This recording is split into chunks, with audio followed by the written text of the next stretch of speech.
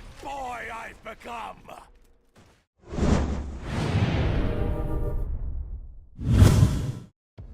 Hey everybody, what's going on? Bahroo here, back inside of Borderlands 2 to bring you all a Krieg the Psycho build. And this build is going to center pretty much all around the Fastball grenade.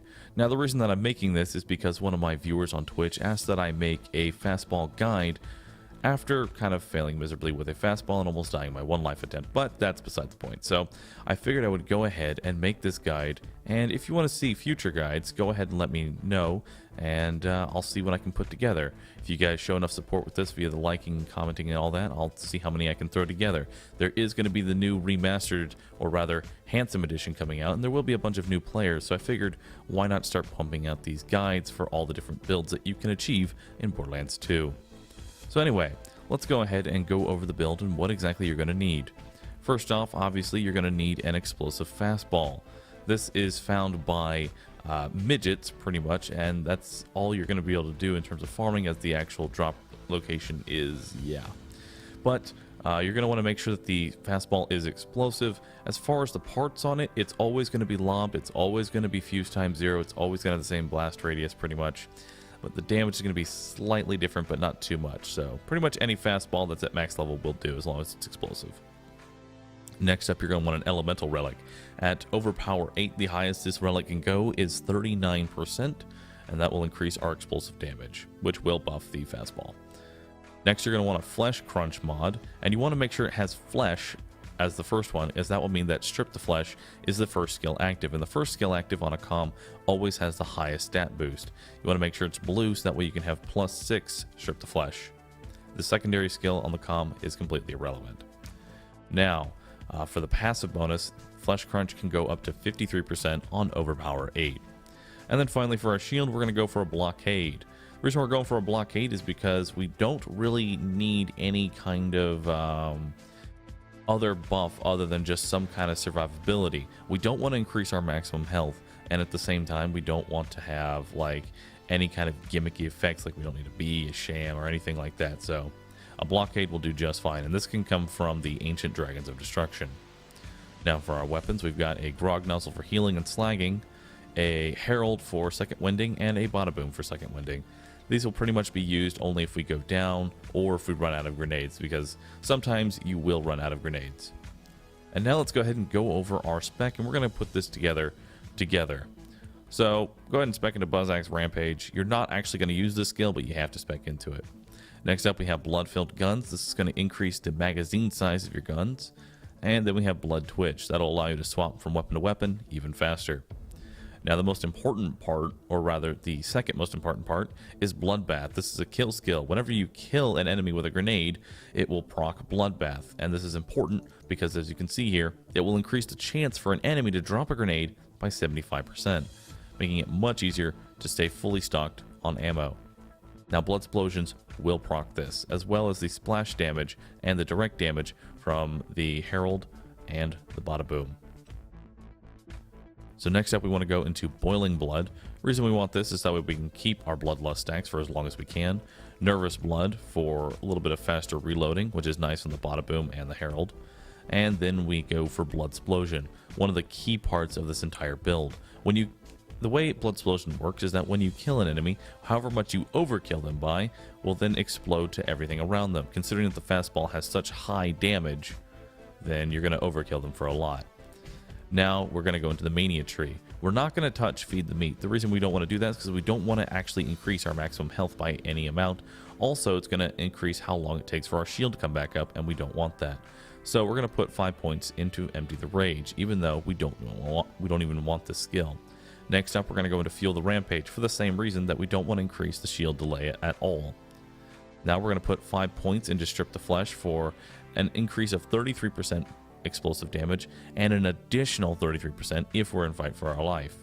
Speaking of Fight for Our Life, we're going to put 1 point in Redeem the Soul, so that way we have increased Fight for Our Life time, and 5 points into Thrill the Kill, so that way when we overkill something, we're healing and we don't have to rely completely on the grog nozzle. Now from here on out, you have 20 skill points that you can pretty much throw wherever you want them. I'm going to go ahead and throw 5 into Fuel the Blood and 1 into Buzzax Bombardier. 5 into Taste of Blood, and from there on out, I've got 9 more points, so might as well go ahead and pick up Salt the Wound and Release the Beast. I don't want to pick up Silence the Voices, as I don't want to melee myself in the face. Maximum health does not scale on OP8, so this is a very bad idea. But if you manage to get a melee kill, you can proc Feel the Blood, and allowing you to use Buzzsax Bombardier. So we have 3 more skill points. Let's just throw them into pull the pin, Bloody Revival, and Blood Overdrive. Why not? Now, you don't want to pick up Light the Fuse, because on Overpower 8, this skill does not work very well, and nothing in the Hellborn tree will benefit this build at all, as you do not want to light yourself on fire, as this will prevent you from regenerating your shield.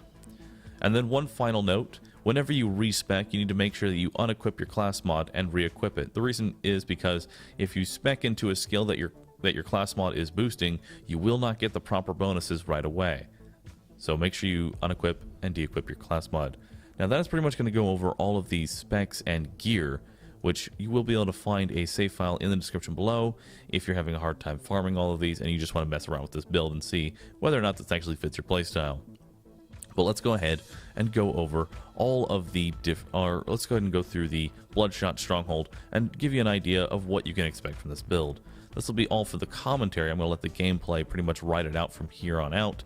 Thank you so much for watching. As again, if you enjoy these, be sure to hit that like button. Let me know that you enjoy these type of in-depth guides and going over why exactly you want the gear and how to spec yourself out.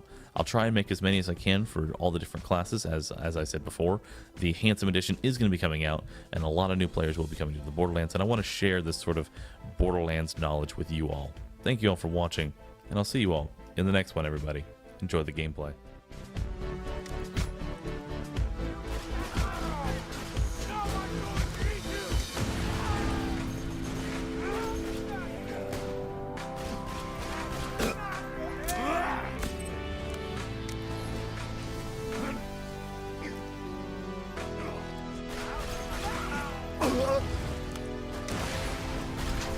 Swing the axe, drink the helm!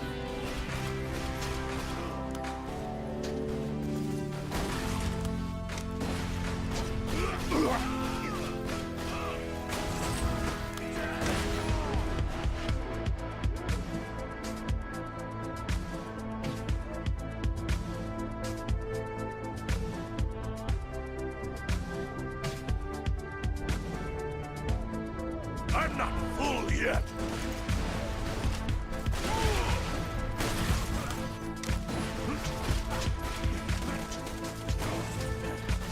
It's strengthening time! Somebody delivered a feast!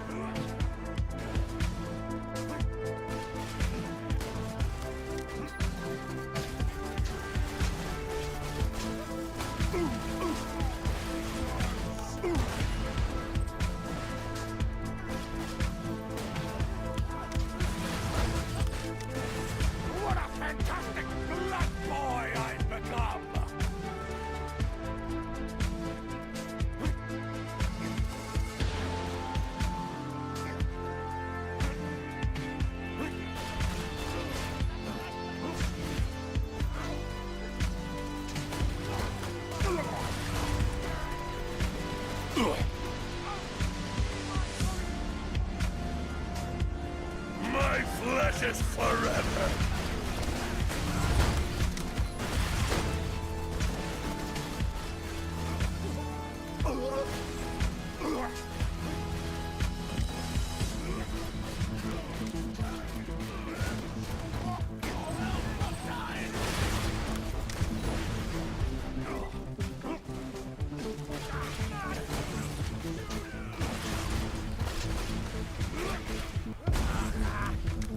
Up in your face!